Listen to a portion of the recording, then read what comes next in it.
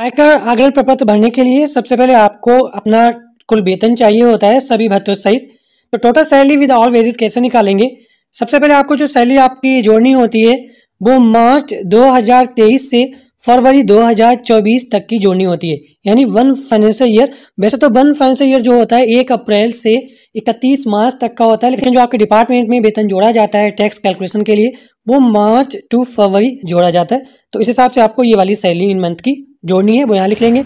उसके बाद आपका देखेंगे आया होगा 2 DA एरियर आए होंगे, ठीक है, जिसमें एरियर 1 4% का 4 महीने का जनवरी टू अप्रैल, और दूसरा एरियर जुलाई टू अक्टूबर 4 महीने का 4% के हिसाब से डिफरेंस आया होगा, वो अमाउंट लिख लेंगे। उसके बाद एक बोनस मिलता है 6,908 रुपये का, वो यहाँ पर लिख लेंगे। और इसके अलावा किसी साथी को कोई अदर एरियर मिला है, जैसे पिछले साल का एरियर या रुपीज सैलरी वगैरह, तो वो यहाँ पर लिख लेंगे और इस तरह से इन सभी को जोड़ देंगे, तब आपका कुल वेतन आ जाएगा सभी भत्तों सहित। अब चलिए चलते हैं आग्रहण प्रपत्र भरने की तरफ, बताएंगे आपको किस तरह से भरना है। तो वीडियो को पूरा देखिएगा, बने रहिए हमारे साथ। वीडियो थोड़ा बड़ा भी हो सकता है क्योंकि आपको न्यू टैक्स रेजिमी और ओल्ड टैक्स रेजिमी दोनों के हिसाब से टैक्स कैलकुलेट करके बताएंगे। आपको जिसमें फ़ायदा हो आप वही भर के सबमिट कर दीजिएगा। यहाँ पर देख सकते हैं ये आयकर आगरण का प्रारूप है। इनकम टैक्स कैलकुलेशन के लिए आपको फॉर्म भर कर देना होता है, जिससे आपका विभाग आपकी सैलरी से या तो जनवरी की सैलरी से या फिर फरवरी की सैलरी से इनकम टैक्स कट करके आपकी सैलरी को आपके अकाउंट में क्रेडिट करता है। तो यहाँ पर ये फॉर्म दे सकते हैं वित्तीय वर्ष यानी फाइनेंशियल ईयर 2023-24 और असेसमेंट ईयर 2024-25 के लिए फॉर्म है। अगर आपको ये फॉर्म चाहिए इसकी PDF, तो हम आपको अपने टेलीग्राम ग्रुप पर उपलब्ध करा देंगे, आप वहाँ ज्वाइन करिए और PDF इस फॉर्म की ले सकते हैं। तो किस तरह से ये फॉर्म भरना है वही आपको बताएंगे। सबसे पहले यहाँ पर तो देखिए अपना पैन नंबर भर लीजिए, जो पैन कार्ड नंबर आपका है। उसके बाद अधिकारी या कर्मचारी का नाम, यहाँ पर एम्प्लॉय नेम रहेगा, यानी आपका नाम क्या है वो पूरा भरें, आपका पद क्या है, हेड टीचर है या असिस्टेंट टीचर है, और आपकी जन्मतिथि यहाँ पर आपको भरनी है। उसके बाद कार्यालय या विद्यालय का नाम, यहाँ पर आपके विद्यालय का नाम रहने वाला है। तो पहली बात ये समझ लीजिए, हम इस फॉर्म को आपको ओल्ड टैक्स रेजिमी और न्यू टैक्स रेजिमी जो दोनों स्लेब हैं उसके अकॉर्डिंग कैलकुलेट करके बताएंगे। तो सबसे पहले बात आती है कुल वेतन सभी भत्ते सहित। जैसा कि हम अभी बता चुके हैं कुल वेतन आप कैसे निकालेंगे, वो कुल वेतन भत्ते सहित यहाँ पर देखिए सबसे पहले हम कैलकुलेट करना चाहेंगे ओल्ड टैक्स स्लेब, जो पुरानी कर व्यवस्था है उसके अकॉर्डिंग। मान लीजिए किसी व्यक्ति का जो एनुअल इनकम है सभी भत्तों सहित मिलाकर हुई है 9 लाख, यहाँ पर भरेंगे 9,87,560, ठीक है, मान लीजिए इतनी हुई है। उसके बाद यहाँ पर एक ध्यान रखें, ओल्ड टैक्स स्लेब में और न्यू टैक्स स्लेब में दोनों में स्टैंडर्ड डिडक्शन जो है मिलेगा 50,000 माइनस करने को।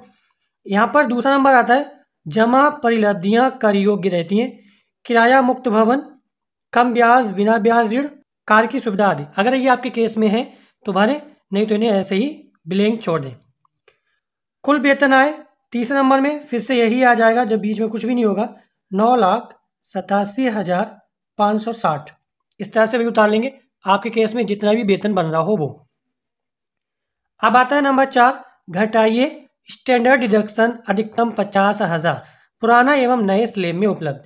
तो आप क्या करें, इस 50,000 को घटा दें 50,000, ये आपको यहाँ पर लिख देना 50,000। उसके बाद HRA, देखिए HRA में यहाँ पर जब आप फॉर्म भर के देते हैं तो छूट नहीं देते हैं, कुछ डिस्ट्रिक्ट्स में दे देते हैं, तो आप कोई प्रॉब्लम नहीं है, आप जब ITR फाइल करेंगे तब वहाँ पर घटा सकते हैं, इसे ब्लैंक छोड़ दें।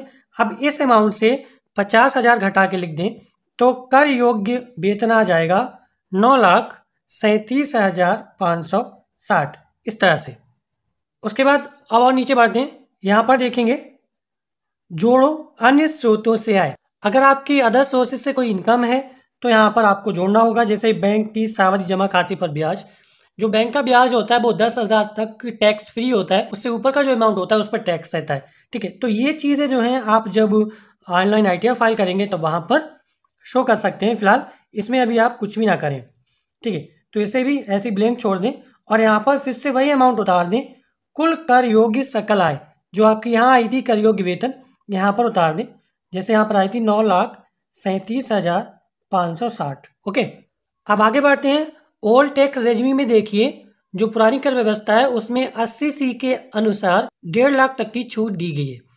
तो यहाँ पर देखेंगे GPF में जमा, GPF जिनकी ओल्ड पेंशन जिन्हें मिलती है, मिलेगी आने वाले समय में, उनका जीपीएफ कटता होगा, वो यहाँ पर मेंशन कर सकते हैं। पब्लिक प्रोविडेंट फंड पीपीएफ कितना रुपया जमा है, भवन अग्रिम की किस्त, यूलिप जो भी आपकी यूनिट लिंक प्लान है वो, एनपीएस अगर आपका कोई एनपीएस करता है वो, उसके बाद सामूहिक बीमा योजना, जैसे जो ग्रुप इंश्योरेंस करता है 87 रुपीज़, जिन साथियों का करता है 87 रुपीज़, तो 87 इंटू 12 कर देंगे, 1044 रुपया ये साल भर का, वो यहाँ पर माइनस होना है। जीवन बीमा योजना कोई पॉलिसी ले रखी है आपने, राष्ट्रीय बचत पत्र एनएससी वगैरह, और कोई शिक्षण व्यय है, ठीक है, एजुकेशन पे कोई व्यय है, म्यूचुअल फंड है, तो ये चीज़ें आपको 80C के तहत अधिकतम यहाँ पर देख सकते हैं 1.5 लाख छूट मिलती है। एक चीज़ और ध्यान रखें, जो एनपीएस सब्सक्राइबर हैं, यानी जो न्यू पेंशन स्कीम को सब्सक्राइब किए हुए हैं, उनका जो वेतन कटता है एनपीएस के तहत, तो 80C के तहत 1.5 लाख में एनपीएस भी शामिल है, और वहीं पर एक आ जाता है 80CCD, ठीक है, ये 1.5 लाख के अतिरिक्त 50,000 का छूट एनपीएस के तहत और दिया जाता है, ठीक है। अगर मान लीजिए आपकी पूरी 1.5 लाख हो गई है यहाँ पर, ठीक है, बचत आप जितनी भी हो जाए आपकी, इन सबको जोड़कर आपकी जितनी बचत हो जाए 1.5 लाख हो जाए पूरी, या 1.5 लाख से कम हो जाए, ठीक है, और प्लस यहाँ पर 80CCD के तहत अगर आपकी एनपीएस 50,000 से ज़्यादा जा रही है, जैसे मान लो 80,000 जा रही है और आपकी 1.5 लाख बचत पूरी हो गई है, तो उस 80,000 में 50,000 तो आपकी 1.5 लाख में ही शामिल हो गई, बची 30,000 वो 1.5 लाख से अतिरिक्त चली जाएगी। तो ओवरऑल आपके केस में जितना अमाउंट हो वो आप यहाँ पर मेंशन कर लें। फिलहाल यहाँ पर उस हिसाब से एनपीएस सब्सक्राइबर अगर ज़्यादा जाती है तो 2 लाख तक की छूट यहाँ पर आपको मिल जाएगी। तो इस हिसाब से हम मान लेते हैं 2 लाख, आपके केस में जितना अमाउंट हो वो भरें, और यहाँ पर देखेंगे टोटल छूट जो है यहाँ पर मिला के लिख दें कितनी, जैसे हमने यहाँ पर मान ली है 2 लाख रुपया। अब कर योग्य आय कैसे निकलेगी, यहाँ पर जो कुल कर योग्य सकल आय आई थी इससे आपको ये छूट घटा देनी है, तब यहाँ पर आ जाएगी 7,37,560 रुपया, ठीक है। अब आती है मेन कैलकुलेशन टैक्स की। अब किस तरह से करेंगे, ये जो आया है कर योग्य आय, इसी पे आपकी टैक्स कैलकुलेशन होगी। तो अगर आप ओल्ड टैक्स सिस्टम के अकॉर्डिंग करेंगे, यहाँ पर देखेंगे 2.5 लाख तक कोई टैक्स नहीं है, 0 रहेगा पहला यहाँ पर। उसके बाद 2.5 लाख से 5 लाख तक 5% है, तो 2.5 लाख से 5 लाख के बीच अमाउंट हो गया 2.5 लाख, उसका 5% हो गया 12,500 रुपया, ये टैक्स हो गया। उसके बाद 5 लाख से 10 लाख तक, अब ये अमाउंट देख लीजिए, हम यहाँ पर 2.5 लाख तक 0 टैक्स कर चुके हैं, 2.5 से 5 लाख तक 12,500 हो गया हमारा, जो 2.5 लाख का 5% निकला। परसेंटेज आप कैलकुलेट कर ही लेंगे, अगर कैलकुलेट नहीं कर पा रहे हैं तो यहाँ पर देखिए, जैसे 2.5 लाख से 5 लाख क्या आया, तो कितना अमाउंट हुआ 2.5 लाख, तो यहाँ पर मैं 2.5 लाख लिखा और उसका इंटू 5 और अपॉन 100, ठीक है। तो देख सकते हैं यहाँ पर 12,500 रुपया आ गया है इस तरह से। उसके बाद है यहाँ पर 5 लाख से 10 लाख तक, अगर ये अमाउंट 5 लाख से 10 लाख के बीच वेरी करता है तो 5 लाख तो माइनस हो ही गया, 5 लाख से कितना ऊपर है ये 2,37,560 रुपया। तो अब यहाँ पर देख सकते हैं तीसरे नंबर में 2,37,560 रुपया का पुरानी टैक्स के हिसाब से कितना निकलेगा, यहाँ पर देख सकते हैं 20%, ये पुरानी टैक्स के हिसाब से 20%, तो इसका 20% निकाल लीजिएगा इस तरह से, 2,37,560 रुपया इंटू 20 अपॉन 100, तो आ जाएगा 47,512 रुपया। तो यहाँ पर भर देंगे 47,512। अब 12,500 और 47,512 इनको जोड़ लेंगे और आपको यहाँ लिख देना है, तब आ जाएगा ये 60,012 रुपया। ये हो गया आपका कुल देय आयकर। अब नीचे बढ़ते हैं, यहाँ पर देखेंगे जो रिबेट मिलती है सेक्शन 87A के तहत, ओल्ड टैक्स सिस्टम में अगर किसी व्यक्ति का अमाउंट जो टैक्सेबल इनकम है 5 लाख रहती है तो उस पर कोई टैक्स नहीं होता है।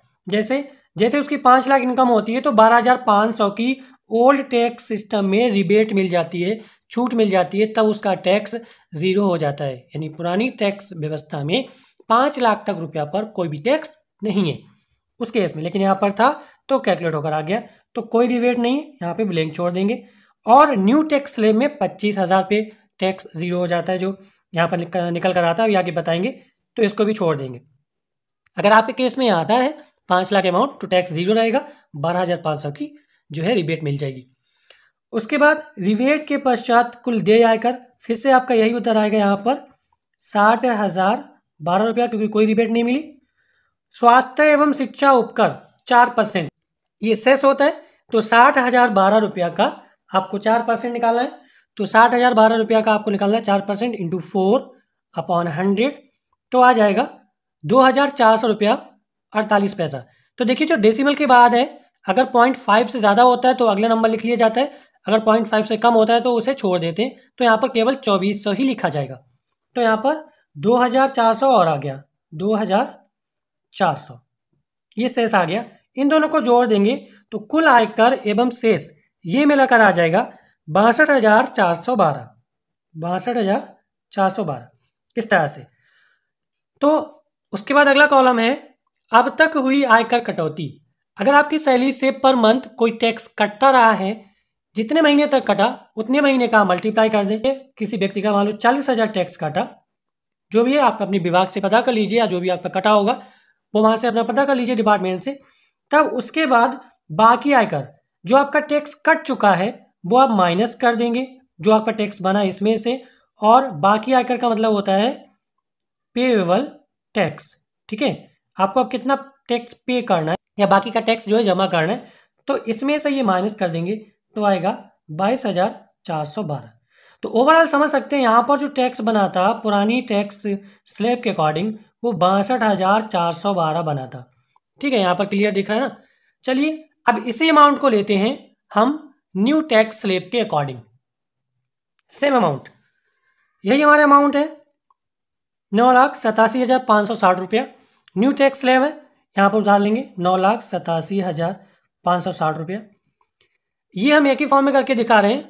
जिस व्यक्ति को भी न्यू टैक्स स्लैब चाहिए तो वो केवल न्यू टैक्स स्लैब वाली कॉलम भरेगा, जिससे ओल्ड टैक्स सिस्टम के अकॉर्डिंग भरना है तो वो ये वाला भरेगा। ठीक है, तो वो आप पे डिपेंड करता है आप किसे चूज करना चाहते हैं। उसके बाद स्टैंडर्ड डिडक्शन इसमें भी घटेगा, -50,000 इसमें कर दीजिए, इसमें भी आ जाएगा 9,37,560 रुपया। अब उसके बाद यहाँ पर देख सकते हैं, यहाँ पर ये भी ब्लैंक रहेगा, कोई भी एक्स्ट्रा इनकम नहीं है अगर तो। उसके बाद 80C की कोई भी छूट नहीं है, यहाँ पर सब ब्लैंक रहेगा, और यहाँ पर NPS का भी कोई छूट नहीं है। ठीक है, कुल छूट यहाँ पर देखिए ब्लैंक रहेगी। कर योग्य आय आपकी वही आ जाएगी जो यहाँ पर देखिएगा स्टैंडर्ड डिडक्शन घटा के आपने लिखी थी 9,37,560, तो यहाँ पर आ जाएगी 9,37,560। ओके, अब देखिए यहाँ पर कैलकुलेशन किस तरह से होगी नई टैक्स सिस्टम में। ये तो होगी पुरानी टैक्स सिस्टम का। तो न्यू टैक्स स्लैब के अकॉर्डिंग जो 3 लाख तक है कोई टैक्स नहीं है, पहला 0 रहेगा। उसके बाद 3 लाख 1 से 6 लाख तक 5%, तो 3 लाख 1 से 6 लाख के बीच अमाउंट जो हो गया 3 लाख हो गया, उसका 5% हो गया 15,000। उसके बाद 6 लाख 1 से 9 लाख तक जो है 10% है, तो 6 लाख से 9 लाख तक कितना हो गया 3 लाख, और उसका 10% हो गया 30,000। ठीक है, ये उसके बाद अगर ऊपर आपका जाता है 9 लाख से 12 लाख तक 15%। अब यहाँ पर देख सकते हैं 9 लाख से ऊपर जा रहा है और 12 लाख के बीच आ रहा है, तो 9 लाख से ऊपर कितना जा रहा है, कितना ये जा रहा है 37,560। तो 37,000 ये 560 का आपको कितना परसेंट निकालना है, 15% निकालना है। तो यहाँ पर देख सकते हैं 37,560, इसका निकालना है आपको 15%, तो यहाँ पर 15% आ जाएगा 5,634। तो वो यहाँ पर आपको लिख देना है 5,634। अगर किसी कैंडिडेट के केस में 12 लाख से ऊपर जा रहा है और 15 लाख के बीच है तो 20% हिसाब से कैलकुलेशन हो जाएगी। इसी हिसाब से कैलकुलेशन होती जाएगी, और ये जो भी टैक्स आया है ये टोटल जो है ऐड हो जाएगा, जुड़ जाएगा। तो इसको पूरा ऐड करेंगे, यहाँ पर आएगा 50,634 रुपया, ये आ गया। यहाँ पर आपको कुछ भी नहीं भरना। अब यहाँ पर देखेंगे सेक्शन 87A के तहत रिबेट, यहाँ पर न्यू टैक्स स्लैब में जो है 25,000 तक का टैक्स अगर बनता है तो 0 हो गया। इसका मतलब ये आपको बता दें, अगर किसी की एनुअल इनकम 7,50,000 है तो उसका टैक्स 0 रहेगा, यानी 50,000 की जो है स्टैंडर्ड डिडक्शन मिल जाएगा। 7 लाख का जो है यहाँ पर जो 25,000 रुपया आएगा रिबेट, उसकी छूट मिल जाएगी, तो टैक्स 0 हो जाएगा। ठीक है, तो यहाँ पर कोई रिबेट नहीं मिली, इसे छोड़ देंगे। यहाँ पर टैक्स वही उतार लेंगे 50,634 रुपया। अब इसका आपको 4% निकालना है सेस, यानी शिक्षा उपकर, तो आ जाएगा 2,025 रुपया। अब इसे ऐड कर देंगे तो दोनों आ जाएंगे 52,659 रुपया। ठीक है, तो यहाँ पर देख सकते हैं ये आ गया।